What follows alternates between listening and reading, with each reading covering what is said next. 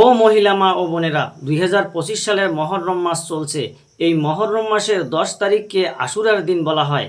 এই আশুরার দিন একটি রোজা যদি আপনি রাখতে পারেন, 1 বছরের গুনাহ আল্লাহ তাআলা ক্ষমা করে দিবে, আপনার মনের আশা পূরণ করবে এবং যা চাইবেন ধন সম্পদ টাকা পয়সা সব আল্লাহ তাআলা আপনাকে দিয়ে দিবে এই আশুরার দিন রোজা রাখলে।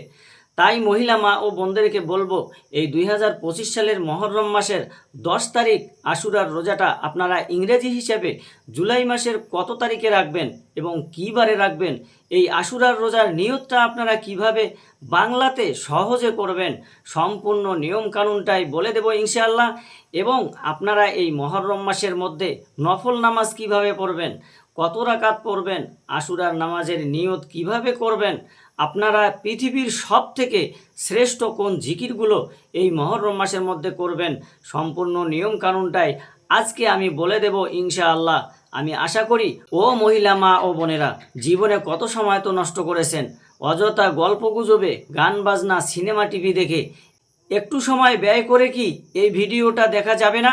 মহররম মাসের মধ্যে কিভাবে আপনি ইবাদত করবেন, কিভাবে রোজা রাখবেন, নিয়ত কিভাবে করবেন, জিকির কিভাবে করবেন, নামাজ কিভাবে পড়বেন, সম্পূর্ণ নিয়মকানুনটা শিখতে পারবেন না?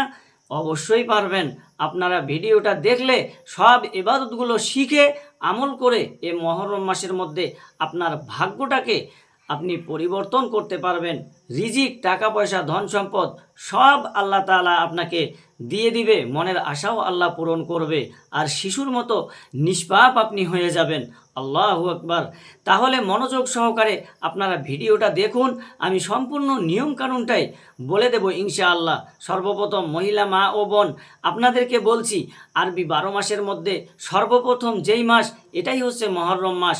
মহররম মাসকে আল্লাহ রব্বুল আলামিনের মাস বলা হয়। 12 মাসের মধ্যে আল্লাহ রব্বুল আলামিন 4টি মাসকে অনেক বেশি সম্মানিত করেছেন, হারাম করে দিয়েছেন, নিষিদ্ধ করে দিয়েছেন। যুদ্ধ বিগ্রহ, মারামারি, হানাহানি, কাটাকাটি নিষিদ্ধ, হারাম করা যাবে না। এগুলো শুধুমাত্র 4টি মাসের মধ্যে আল্লাহ রব্বুল আলামিনের ইবাদতের মধ্যে বান্দাবান্দি মগ্ন থাকবে। এই 4টি মাসের মধ্যে 1 নম্বরে মহররম মাস, 2 নম্বরে রজব মাস, 3 নম্বরে জিলকদ মাস, 4 নম্বরে জিলহজ মাস। এই 4টি মাস আল্লাহ রব্বুল আলামিনের কাছে অনেক অনেক বেশি পছন্দের। সকলে বলি সুবহানাল্লাহ। এই মহররম মাস অনেক বেশি গুরুত্বপূর্ণ। আল্লাহ রসুল সাল্লাল্লাহু আলাইহি ওয়াসাল্লাম বলেছেন, রমজানের পরে, রমজানের রোজার পরে সব থেকে শ্রেষ্ঠ রোজা হচ্ছে মহররমের 10 তারিখের রোজা, আশুরার রোজা। আল্লাহু আকবার। নবীজি বলেছেন, রমজানের পরে যদি তোমরা কোনো নফল রোজা রাখতে চাও, তাহলে মহররম মাসের মধ্যে বেশি বেশি নফল রোজা রাখো। আল্লাহু আকবার। মহররম মাসের 10 তারিখ যে কি একটি দিন, আল্লাহর নবীজি বলেছেন, মহিলা মা বোনেরা শুনুন, আল্লাহর এই দুনিয়ার মধ্যে যত দিন আছে সবচেয়ে শ্রেষ্ঠ দিন হচ্ছে মহররমের 10 তারিখ। সকলে বলি সুবহানাল্লাহ। আম্মাজান হযরত হাফসা রাদিয়াল্লাহু তাআলা আনহা থেকে বর্ণিত, তিনি বলেছেন, নবী করিম সাল্লাল্লাহু আলাইহি ওয়াসাল্লাম জীবনে কখনো 3টি রোজা ছাড়ে নাই। 1 নম্বরে আল্লাহর নবীজি কখনো জিলহজ মাসের প্রথম 9 দিনের রোজাকে ছাড়েন নাই। 2 নম্বরে মহররম মাসের 10 তারিখ আশুরার রোজা নবী করিম সাল্লাল্লাহু আলাইহি ওয়াসাল্লাম কখনো ছাড়েন নাই। 3 নম্বরে আল্লাহর নবী কখনো প্রতি মাসের 3 দিন আইয়ামে বীজের রোজা ছাড়েন নাই। আল্লাহু আকবার। এই মহররম মাসের নফল রোজা নবীজি রেখেছেন এবং আমাদেরকেও বলেছেন, ও উম্মতেরা, তোমরা যদি পারো মহররমের 10 তারিখ আশুরার রোজা তোমরা রাখবা। তবে মহিলা মা ও বোন, আপনি 2025 সালের এই মহররম মাসের 10 তারিখ, এই আসতেছে জুলাই মাসের 6 তারিখে, কিন্তু 10 তারিখ পরে 6 তারিখ আপনি 2টা রোজা রাখবেন। আমি বলে দিচ্ছি 2টি রোজা আপনি কেন রাখবেন, 2টি রোজার নিয়ত কিভাবে করবেন এবং কোন দিন সেহরি খাবেন বলে দিচ্ছি। আল্লাহর নবীজি যখন মক্কা থেকে হিজরত করে মদিনায় গেলেন, মদিনায় গিয়ে দেখলেন ইহুদিরা রোজা রেখেছে এই আশুরার দিন মহররমের 10 তারিখে। নবীজি বললেন, ও ইহুদি ভাইরা, তোমরা কেন আজকে রোজা রেখেছো? ইহুদিরা বলল, আজকের দিনে মুসা আলাইহিস সালামকে আল্লাহ ফেরাউনের কবল থেকে আল্লাহ তাআলা বাঁচিয়েছেন, উদ্ধার করেছেন এবং বনি ইসরায়েলকেও উদ্ধার করেছে, বাঁচিয়ে দিয়েছে, আল্লাহর রহমত করেছে। এই জন্য শুকরিয়া স্বরূপ আমরা রোজা রাখি। নবীজি বললেন, আমরা তোমাদের থেকে বেশি হকদার মুসা আলাইসাল্লামের, তাই আমিও আজকে রোজা রাখবো। এবং নবী করিম সাল্লাল্লাহু আলাইহি সাল্লাম বললেন, ও আমার উম্মতেরা, আমার সাহাবায়ে কেরামরা, একটা রোজা তোমরা রেখো না, কারণ ইহুদিদের সঙ্গে সাদৃশ্য সমান সমান হয়ে যায়, তাদের সাথে মিল রেখো না, দুইটা রোজা রাখো। আল্লাহর নবীজি বলেছেন, এ মুহররম মাসের 10 তারিখ তো আশুরার একটি রোজা, এর আগে অথবা পরে একটা মিলিয়ে রাখার জন্য 9 মুহররম এবং 10ই মুহররম রাখতে পারেন, অথবা 10ই মুহররম 11 মুহররম রাখতে পারেন। 10ই মুহররমেরটা রেখে আগে অথবা পরে একটা রাখলেই হবে। তো আশা করি আপনাদেরকে আমি বলবো 9ই মুহররম 10ই মুহররম এভাবে আপনি রাখবেন ইনশাআল্লাহ। যদি আপনি এই মুহররম মাসের 10 তারিখ আশুরার একটি রোজা রাখতে পারেন, তাহলে আপনার 1 বছরের গুনাহ আল্লাহ তাআলা ক্ষমা করে দিবে ইনশাআল্লাহ, এবং আপনার প্রতি আল্লাহ সন্তুষ্ট হয়ে যাবে। তাই আপনাকে বলবো আপনি 9 মুহররম এবং 10ই মুহররম এই দুইটা রোজা রাখার জন্য। যদি এই 2025 সালের মুহররম মাসের 9 তারিখ এবং 10 তারিখে দুইটি রোজা এই আশুরার রোজা রাখতে চান, তাহলে আপনি ইংরেজি কত তারিখে রাখবেন, জুলাই মাসের এবং কী বারে রাখবেন সেটা বলে দিচ্ছি, গভীর মনোযোগ সহকারে শুনুন। 2025 সালের মুহররম মাস তো চলছে, 10 তারিখ হচ্ছে এই জুলাই মাসের 6 তারিখ। জুলাই মাসের 6 তারিখ হচ্ছে আশুরার দিন। জুলাই মাসের 6 তারিখ তো মুহররমের 10 তারিখের রোজা রাখবেন রবিবারে। এর আগের দিন কী বার? এর আগের দিন শনিবার। কত তারিখ? 5 তারিখ। তাহলে 2025 সালের ইংরেজি হিসেবে জুলাই মাসের 5 তারিখ এবং 6 তারিখ শনিবার এবং রবিবার, মানে শুক্রবার ভোররাত্রে সেহরি খেয়ে শনিবারে একটা রোজা রাখবেন, শনিবারে একটা রোজা রেখে ভোররাত্রে সেহরি খেয়ে আবার রবিবারে একটি রোজা রাখবেন। জুলাই মাসের 5 তারিখ এবং 6 তারিখ এই দুইটা রোজা আপনি রাখবেন ইনশাআল্লাহ। আচ্ছা, এখন নিয়তটা বলে দিচ্ছি। আপনি জুলাই মাসের 5 তারিখে রোজাটা রাখবেন শুক্রবার ভোররাত্রে সেহরি খেয়ে শনিবারের জন্য। এই নিয়তটা এভাবে করবেন। এটা তো মুহররম মাসের 9 তারিখের নফল রোজা। এটা নিয়ত করবেন এভাবে, আমি আল্লাহর সন্তুষ্টির উদ্দেশ্যে আগামীকালকে মুহররম মাসের 9 তারিখের নফল রোজা রাখব। আমি আবারও বলছি, আমি আল্লাহর সন্তুষ্টির উদ্দেশ্যে আগামীকালকে মুহররম মাসের 9 তারিখের নফল রোজা রাখব। আর 10 তারিখেরটা জুলাই মাসের 6 তারিখেরটা, মানে মুহররম মাসের 10 তারিখ জুলাই মাসের 6 তারিখ রবিবারেরটা আশুরার রোজাটা আপনি এভাবে নিয়ত করবেন, আমি আল্লাহর সন্তুষ্টির উদ্দেশ্যে আগামীকালকে মুহররম মাসের আশুরার নফল রোজা রাখব। আমি আবারও বলছি, আমি আল্লাহর সন্তুষ্টির উদ্দেশ্যে আগামীকালকে মুহররম মাসের আশুরার নফল রোজা রাখব। আপনার নিয়তটা হয়ে গেল। এভাবে আপনি আশুরার রোজাটা রাখবেন যদি পারেন ইনশাআল্লাহ। আল্লাহর নবীজি আরেক প্রকারের রোজা রেখেছেন এই মুহররম মাসের মধ্যে। প্রতি সপ্তাহে নবীজি 2টি নফল রোজা রেখেছিলেন, এবং নবীজি বলেছেন এই 2টি রোজা নফল রোজা, মানে সোমবার এবং বৃহস্পতিবার যদি পারো উম্মতেরা তোমরা রেখো। নবীজিকে জিজ্ঞেস করা হলো, ইয়া রাসূলুল্লাহ, কেন আপনি রোজাগুলো রাখেন সোমবার এবং বৃহস্পতিবার?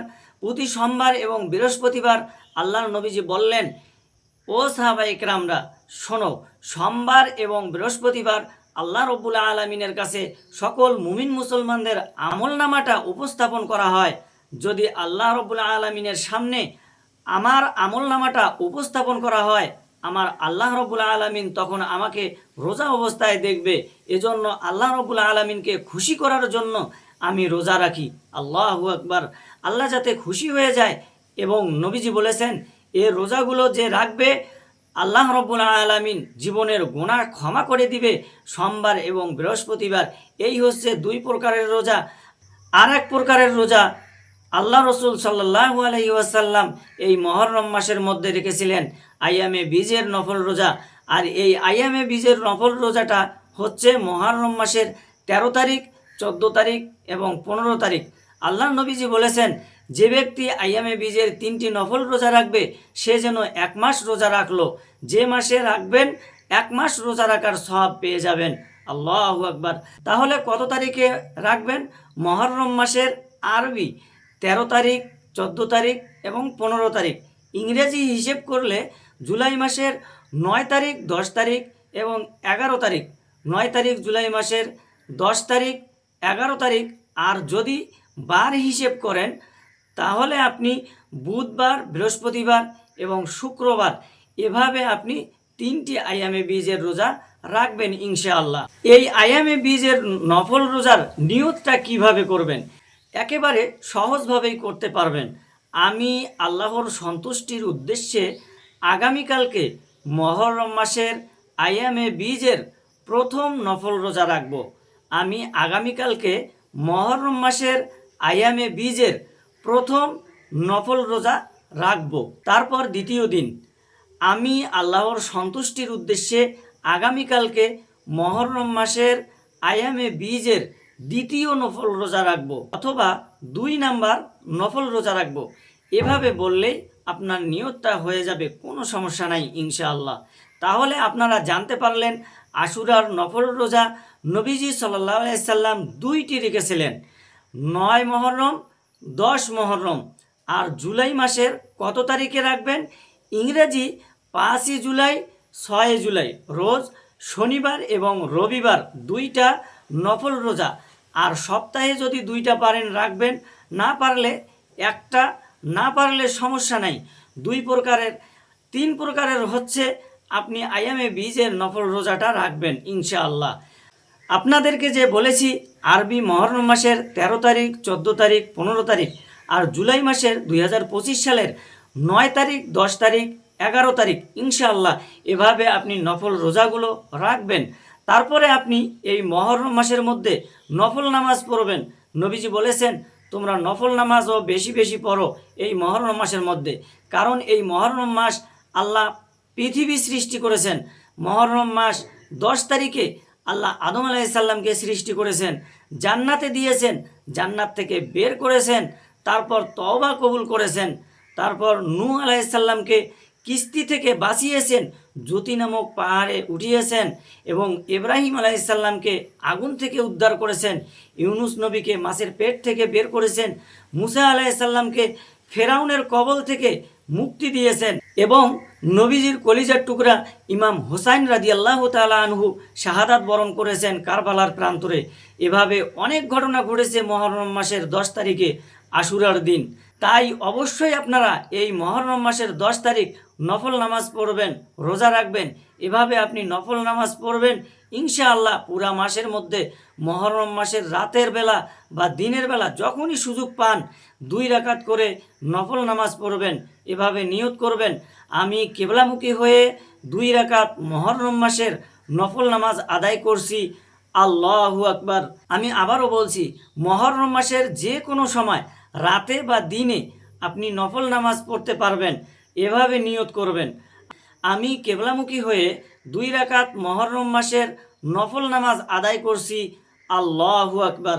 তারপর আপনি যদি আশুরার দিন এ নামাজটা পড়েন, আশুরার দিনে তো 2 রাকাত, 4 রাকাত, 6 রাকাত নামাজ পড়বেন। পারলে দিনে রাতে পড়বেন, নির্দিষ্ট কোনো নামাজ নাই, পড়লে ভালো। নবীজি বলেছেন আপনি 2 রাকাত 2 রাকাত করে পড়বেন নামাজগুলো ইনশাআল্লাহ। এবং আশুরার দিনের নামাজের নিয়তটা এভাবে করবেন আমি কিবলামুখী হয়ে 2 রাকাত আশুরার নফল নামাজ আদায় করছি, আল্লাহু আকবার। আবারও বলছি, আমি কিবলামুখী হয়ে আশুরার 2 রাকাত নফল নামাজ আদায় করছি, আল্লাহু আকবার। এভাবে তারপর আপনি কিছু জিকির করে সেদিন নামাজটা পড়ে মোনাজাত করবেন। এই জিকিরগুলোর কথা আপনাদেরকে আমি বলে দেব, কোন জিকিরগুলো করলে আল্লাহ বেশি ভালোবাসবে ইনশাআল্লাহ। তাহলে আপনি নফল নামাজ প্রতিদিনও পড়তে পারেন, রাতে অথবা দিনে। না হয় আপনি শুধু আশুরার দিন 10 তারিখে মহরমের সেদিনও নফল নামাজ পড়তে পারেন। আল্লাহর নবীজি ইশরাক, আওয়াবিন নামাজ পড়েছে, চাস্তের নামাজ, তাহাজ্জুদের নামাজ নবীজি পড়েছিলেন। আপনিও যদি মন চায় পড়তে পারেন, কোনো সমস্যা নাই। পড়লে অনেক বেশি আপনার জন্য ভালো হবে ইনশাআল্লাহ। এখন আমি আপনাদেরকে বলে দেব আপনি এই মহরম মাসের মধ্যে পৃথিবীর সব থেকে শ্রেষ্ঠ কোন জিকিরগুলো করবেন ইনশাআল্লাহ। গভীর মনোযোগ সহকারে শুনবেন। বিশেষ করে 5টি জিকির সবচেয়ে বেশি দামি।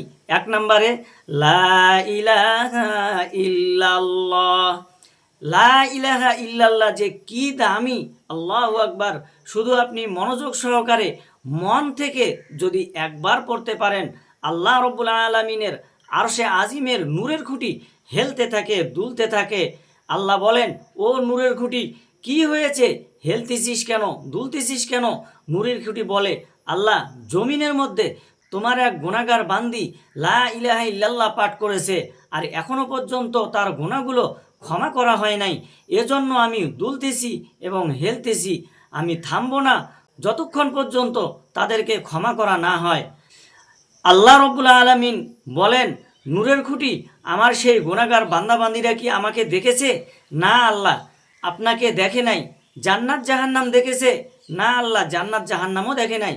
আল্লাহ বলেন, যে বান্দাবান্দি আমাকে না দেখে, জান্নাত জাহান্নাম না দেখে, পরকাল না দেখে ঈমান এনেছে, বিশ্বাস করেছে, আর কালিমায়ে তাইয়্যিবা পাঠ করেছে, যা নূরের খুঁটি সাক্ষী থাক, আমার গুনাহগার বান্দাবান্দির জীবনের যৌবনের গুনাহগুলো ক্ষমা করে দিলাম। আল্লাহু আকবার। এই কালিমাটা বিশাল শক্তি। কোরআন শরীফের পরে এর চেয়ে শ্রেষ্ঠ আর কোনো জিকির নাই। আপনি মরণের সময় যদি জীবনের শেষ একটি বার পড়তে পারেন, শেষ কথা কালিমায়ে তৈয়্যিবা পড়তে পারেন, আপনি জান্নাতি।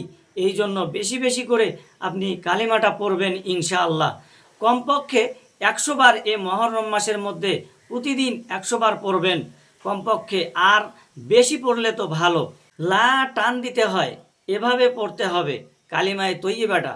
লা ইলাহা ইল্লাল্লাহ, লা ইলাহা ইল্লাল্লাহ, লা ইলাহা ইল্লাল্লাহ।